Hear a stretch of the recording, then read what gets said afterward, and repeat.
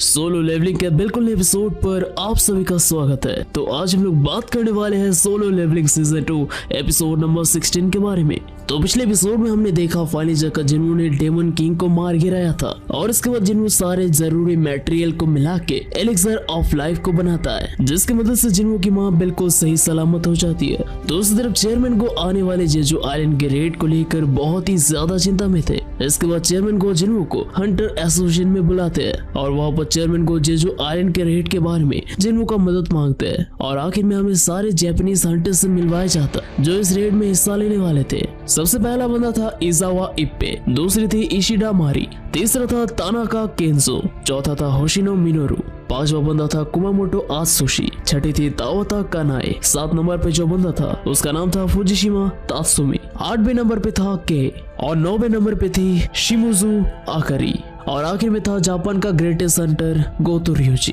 Japan की तरफ से ये 10 हंटर जेजू आइलैंड के रेड में हिस्सा लेने वाले थे। जिन्हों यहाँ पर जिम के बैल्कनी से गोतो ryuji को नोटिस करता है। दूसरी तरफ जिम में आते ही यहाँ पर जिन्हों का प्रेजेंस सभी नोटिस कर लेते हैं। जापान की एस रैंक की हंटर शिमिजू यहाँ पर कहती है, वैसे ऊपर वो लड़का कौन है? हानेकावा कहते हैं कि वो साउथ कोरिया का 10वां एस रैंक का हंटर है। गोतो ryuji भी यहाँ पर जिन्हों का प्रेजेंस नोटिस करते हैं। जिन्हों का प्रेजेंस नोटिस करके वो सोचते हैं कि जिन्हों एक एसेसिन टाइप का हंटर है। गोतो ryuji यहाँ पर कहता है, लगता है वो काफी कमाल का एसेसिन होगा।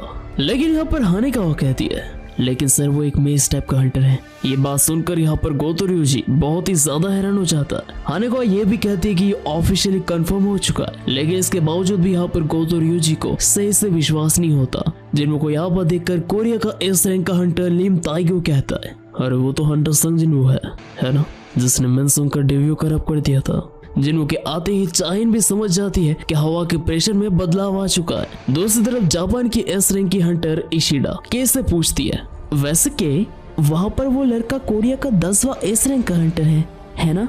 वो मार्क्स वाला बंदा के कहता, मेरे साथ बात मत करो इशिडा, वैसे यहाँ पर बहुत सारे एस रैंक के हंटर होने की वजह से मुझे उल्टी आ रही है। जापान का एस रैंक का हंटर के पास यहाँ पर चाहिन खड़ी हुई थी। चाहिन ने अपने नाक के सामने रुमाल पकड़ के रखा था, जिसे देखकर वो बंदा सोचता है, लगता है इस लड़की की नाक भी बहुत ही सेंसिटिव है, लेकिन क्योंकि वो सिर्फ रुमाल इस्तेमाल कर रही है तो मेरे ख्याल से वो मुझसे नीचे ही होगी। क्या मुझे उससे बात करनी चाहिए? लेकिन अगर उसने ये सोच लिया कि मैं उस पे लाइन मार रहा हूँ तो क्या होगा? काश यहाँ पर आने से पहले मैंने कोरियन सीखी होती। एक तरफ बाई क्यूनहो और मा दोंगो के बीच बैटल चल रहा था। दूसरी तरफ उन दोनों का बैटल देखकर हानेकावा कहती है, मुझे विश्वास नहीं होता कि ये साउथ कोरिया के बेस्ट हंटर्स है। मेरे ख्याल से ये लोग मीडियम क्लास के हैं, या फिर आपके साथ रहने की वजह से मुझे एस रैंक के हंटर के बीच में अभी डिफरेंस नजर नहीं आता। लेकिन गोतो ryuji यहाँ पर कहता है, लेकिन मैं तुमसे सहमत नहीं हूँ हानेकावा, यहाँ पर कुछ ताकतवर हंटर्स भी मौजूद है। गोतो ryuji भी यहाँ पर हंटर चाहिन और गोगन ही के बीच में डिफरेंस नजर कर लेते हैं। हानेकावा जब इन सब के बारे में बात कर ही रही थी तभी अचानक से वहाँ पर और एक बंदा आ जाता है। वो कहता है, अबे वह लड़की, अबे तूने क्या कहा?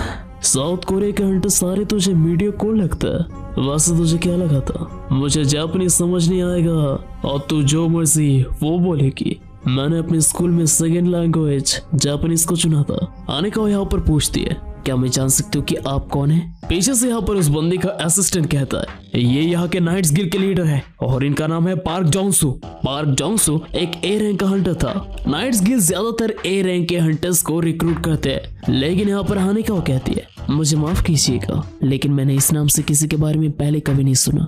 मिस्टर पार्क जोंसू का असिस्टेंट यहाँ पर बहुत ही ज्यादा गुस्सा हो जाता है। वो कहता है, वो इसकी वजह से क्योंकि मिस्टर पार्क एस रैंक के हंटर नहीं है, लेकिन हमारा गिल्ड कोरिया के टॉप 5 गिल्ड में से एक है और हमारे पास कंट्री के सबसे ज्यादा ए रैंक के हंटर्स है। हानेकावा यहाँ पर कहती है, आप एक ए रैंक के हंटर है, लेकिन मेरे जानकारी के मुताबिक इस रेड पे सिर्फ एस रैंक के हंटर हिस्सा लेने वाले। ये सुनकर यहाँ पर उन दोनों के और भी रोंगटे खड़े हो जाते। दूसरी तरफ गोतो ryuji हानेकावा को उन दोनों के साथ बात करते हुए देखकर पूछते कि उन दोनों के साथ वो क्या बात कर रही है। इस बात से गुस्सा होकर मिस्टर पार्क का असिस्टेंट एक बार फिर से चिल्ला के उठता है। वो कहता है, ये इसकी वजह से क्योंकि मिस्टर पार्क डिफेंस टीम में होने वाले हैं ताकि आइलैंड से कोई मॉन्स्टर हमारे सिटी में ना आ सके। हानेकावा यहाँ पर उल्टा जवाब देती है, सुनकर अच्छा लगा। वैसे भी किसी ए रैंक को इतना जरूरी काम नहीं दे सकते। गोतो रियोजी भी यहाँ पर हानेकावा को यहाँ पर ही चुप करने के लिए कहता है, लेकिन जाने से पहले मिस्टर पार्क यहाँ पर कहता है, बस बहुत हुआ, तुम अपना मुंह बंद रखो। ही होता है। वैसे भी वो यहाँ पर सिर्फ ट्रांसलेटर के तौर पे आई है। यह सुनकर हानेकावा भी यहाँ पर चेंज जाती है। हानेकावा यहाँ पर जोश में कहती है, आप चाहे तो मुझे ट्राई कर सकते हैं। मेरा नाम हानेकावा है और मैं जापानीज ए रैंक की हंटर हूँ। अभी आप ये मत कहना क्योंकि मैं एक ट्रांसलेटर हूँ तो आप मुझसे लड़ नहीं सकते।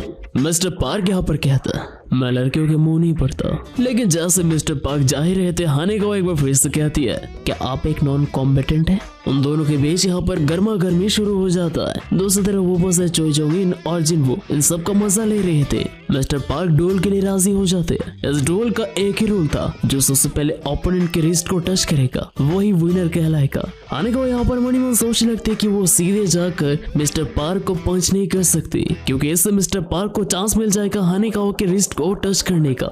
मिस्टर पार्क यहाँ पर तैयार हो जाते हैं, लेकिन उनका स्टैंस बहुत ही ज्यादा अजीब था। उन्होंने अपने दोनों हाथों को अपनी पॉकेट के अंदर रखा था। हानेकावा ये देखकर बहुत ही ज्यादा हैरान हो जाती है। हानेकावा यहाँ पर कहती है, क्या आप सच में तैयार है? मिस्टर पार्क कहते हैं, तुम्हें इसके बारे में चिंता करने की कोई जरूरत नहीं है। मैं इन हाथों को तब तक नहीं निकालूंगा जब तक मैं तुम्हारे रिस्क को न पकड़ लूं। हानेकावा को लगता है कि मिस्टर पार्क अपनी स्पीड को लेकर बहुत ही ज्यादा कॉन्फिडेंट है। डुएल शुरू होते ही यहाँ पर हानेकावा बहुत ही तेजी से यहाँ पर मिस्टर पार्क की तरफ रश करती है और उनके रिस्क को पकड़ने की कोशिश करती है। लेकिन मिस्टर पार्क हानेकावा के हर एक अटैक को बहुत ही इजीली डॉज करने लगता है। अभी हानेकावा का सबर का बांध टूट रहा था, तभी अचानक से हानेकावा के रिस्ट को बहुत ही जोर से कुछ टच करता है। मिस्टर पार्क यहाँ पर कहता है, वैसे जानकारी के लिए बता दूं, मैंने तुम्हें हिट नहीं किया। असल में मिस्टर पार्क के किक का कमाल था। हवा में बहुत ही जोर से किक मारने की वजह से वो हवा का झोंका हानेकावा के रिस्ट में जाकर लगा था। मिस्टर पार्क कहता है, मेरे ख्याल से तुम समझ ही रहे होगे कि मैं किसके बारे में बात कर रहा हूँ। हानेकावा कहती है, मुझे माफ कर दीजिएगा, लेकिन मैं आपके एक्सेंट को सही से समझ नहीं पा रही हूँ। वैसे आप अपने फटे हुए पैंट में बहुत ही अच्छे दिख रहे हैं। हमें देखने मिलता हवा में किक घुमाने की वजह से मिस्टर पार्क का पैंट यहाँ पर फट चुका था, जो देखकर मिस्टर पार्क बहुत ही ज्यादा एम्बैरेस हो जाते हैं। लेकिन इसे मौके का फायदा उठाकर हानेकावा जैसे हमला करने के लिए जाती है, मिस्टर पार्क तुरंत हानेकावा के रिस्ट को पकड़ लेते हैं। हानेकावा को यहाँ पर कुछ भी समझ नहीं आता। मिस्टर पार्क हानेकावा के रिस्ट को पकड़ के कहते हैं, लगता है मैं तुम्हारे बारे में बिल्कुल सही था। तुम्हें रियल लाइफ कॉम्बैट का जीरो एक्सपीरियंस है। हमारे यहाँ पर बहुत सारे छपरिया घूमते रहता है, जिनके साथ हमें आए दिन निपटना पड़ता है और कभी कभी हमेशा के लिए उनका पत्ता साफ करना पड़ता है। असल जिंदगी में लड़ाई मॉन्स्टर के साथ लड़ने से बहुत ज्यादा अलग होता है। अगर तुम किसी के नेक्स्ट मूव को प्रेडिक्ट नहीं कर सकते तो तुम्हारा भी पत्ता साफ हो जाएगा। तुम्हारी किस्मत अच्छी है कि मेरे पास तलवार नहीं है, नहीं तो तुम्हारे हाथ की जगह कुछ और ही आज कट जाता। हानेकावा तुरंत अपने हाथ को छुड़वा लेती है। गोतो रियोजी यहाँ पर मिस्टर पार्क को कहता है, आपका बहुत बहुत शुक्रिया। आप दोनों के बीच का मुकाबला सच में बहुत ही ज्यादा एक्साइटिंग था। गोतो रियोजी यहाँ पर आगे भी कहता है और हानेकावा गोतो रियोजी के सारी बातों को ट्रांसलेट करके सभी को कहने लगती है। गोतो रियोजी सभी के सामने एक बहुत ही कमाल का प्रपोजल रखते हैं। वो कहता है कि दोनों देश के बीच का रिश्ता और भी ज्यादा गहरा करने के लिए क्यों ना हम यहाँ पर मौजूद सारे एस रैंक के हंटर्स के बीच एक छोटा सा डुएल करे। ये बात सुनकर जिनवो और चेयरमैन को वो दोनों ही नीचे आते हैं। चेयरमैन को अपनी सहमति दे देते हैं, लेकिन चेयरमैन को मेस टाइप और नॉन कॉम्बेटेंट हंटर्स को इस डुएल से एक्सक्लूड करने की बात कहते हैं। इसके बाद बाई क्यूनहो डुएल का रूल कहने लगता है। बाई क्यूनहो कहता है कि अगर कोई अपने ओपोनेंट के रिस्ट और बैक को पकड़ने में सक्षम होता है और उसे नॉकडाउन करने में सक्षम होता है तो वो डुएल जीत जाएगा। उसके साथ साथ बाई क्यूनहो दो लोगों का डुएल करने का बात करता है ताकि सभी अपने आप के पसंदीदा विरोधी को चुन सके। हानेकावा ये सब बात मिस्टर गोतो को समझा के कहने लगती है। डुएल के सारे रूल सुनने के बाद मिस्टर गोतो यहाँ पर थोड़ा सोचते, लेकिन इसके बाद वो राजी हो जाते। कोरिया की तरफ से 4 हंटर जो होने वाले थे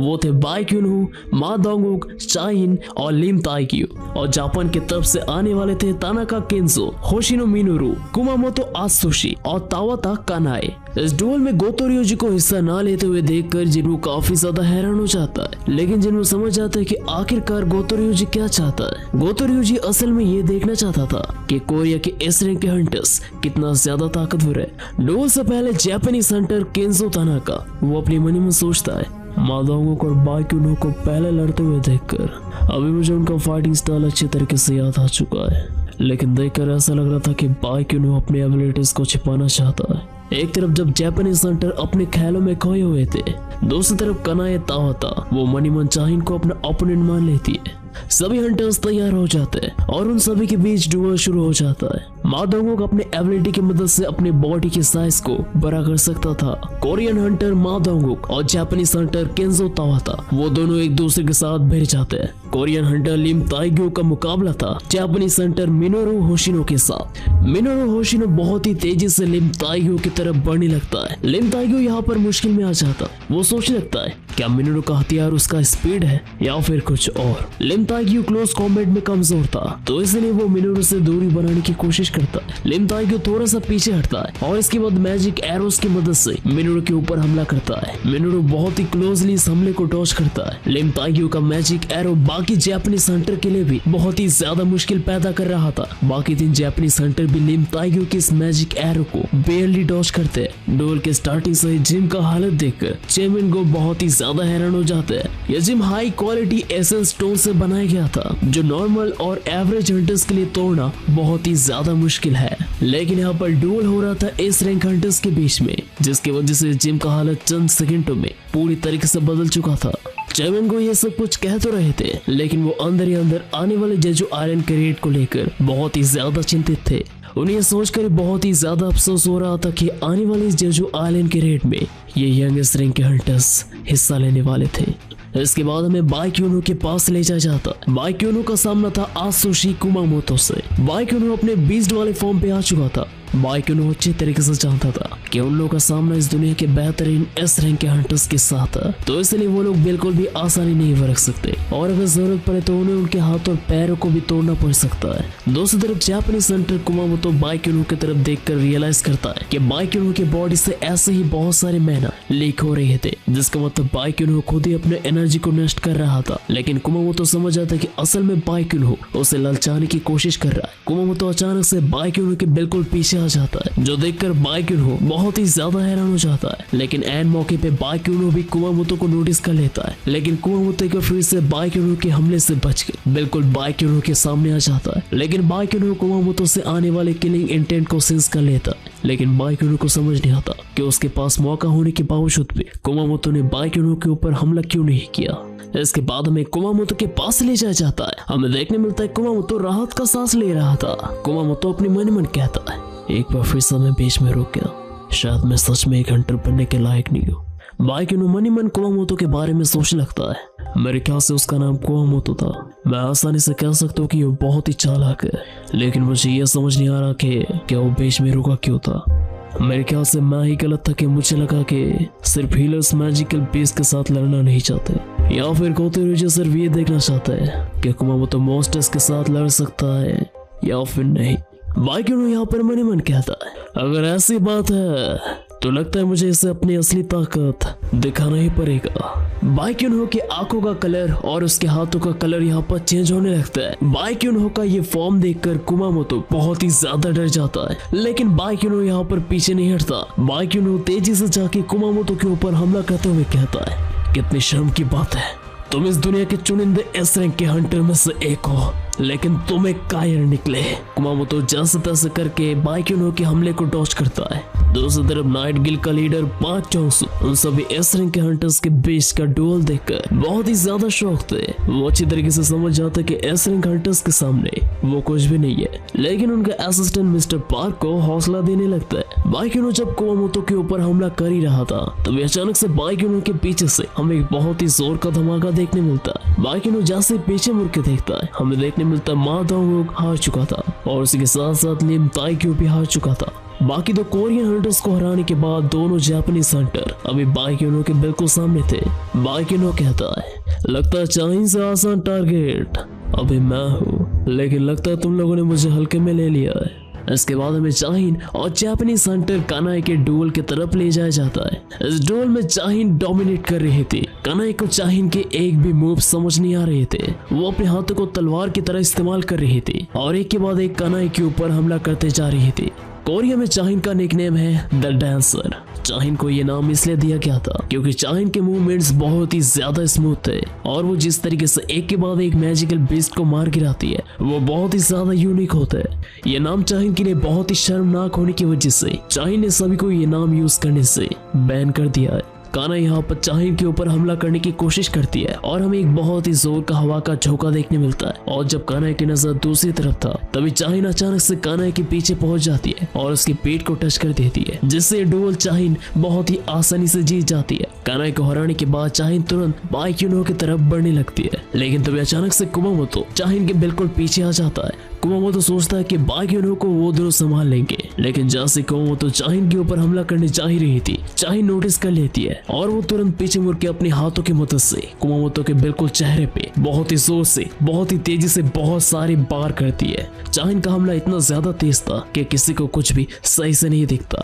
लेकिन अचानक से कुमामोतो पागलों की तरह बिहेव करने लगता है। जापान के बाकी एस रैंक के हंटर्स कहने लगता है कि जब भी कुमामोतो बहुत ही ज्यादा गुस्सा हो जाता वो अपने सारे सेंस गवा देता है और सब कुछ नॉर्मल होने के बाद उसे कुछ भी याद नहीं रहता। एक एस रैंक हंटर होने के बावजूद भी उसके पर्सनैलिटी की वजह से वो स्ट्राइक स्क्वाड में होने के बिल्कुल भी लायक नहीं है। हालांकि वो अकेले एक बी रैंक के डंजन को क्लियर कर सकता है लेकिन एक ए रैंक के डंजन को क्लियर करने के लिए उसे एक टीम चाहिए होता है लेकिन वो कब क्या करते हैं इसका कोई भी भरोसा नहीं है जो उसे एक एस रैंक हंटर होने के बावजूद भी बहुत ही ज्यादा बेकार बनाता है। गोतो र्यूजी यहाँ पर कहता है अगर वो किसी साउथ कोरियन हंटर के ऊपर हमला करे तो हमें उसे जल्द से जल्द रोकना होगा, अभी कुछ मत कहना। यह सुनकर हानिकावा कहते हैं मेरे ख्याल से अभी ये रोकने का सही वक्त है लेकिन मिस्टर गोतो कहता है इस होने वाले नुकसान का भुगतान हम लोग अफोर्ड नहीं कर सकते।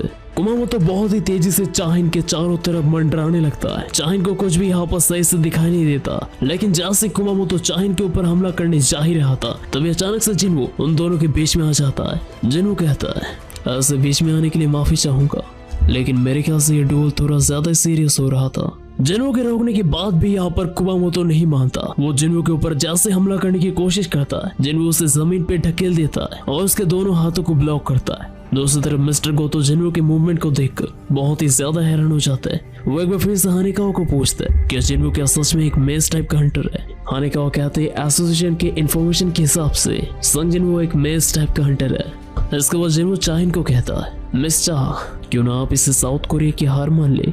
चाहिन यहाँ पर राजी हो जाती है। दूसरी तरफ हमें देखने मिलता है बाइक्यूनो भी हार चुका था तभी अचानक से हानिकावा जिन्वो के सामने आती है। वो कहते हैं कि मिस्टर गोतो र्यूजी जिन्वो से कुछ बात करना चाहते हैं। गोतो र्यूजी यहाँ पर जिन्वो के सामने आता है और कहता है आपका नाम मिस्टर संग जिन्वो है ना? हो सके तो मैं आपके साथ एक छोटा सा डुएल करना चाहता हूँ। तो क्या होगा जापान के टॉप एस रैंक के हंटर और संग जिन्वो के बीच का बैटल का रिजल्ट। इसके लिए देखते रहिए ताई हैंड सेंसे और चैनल को सब्सक्राइब करना और वीडियो पे लाइक करना मत भूलिएगा। तो मिलते हैं बहुत ही जल्दी और एक नए एपिसोड के साथ।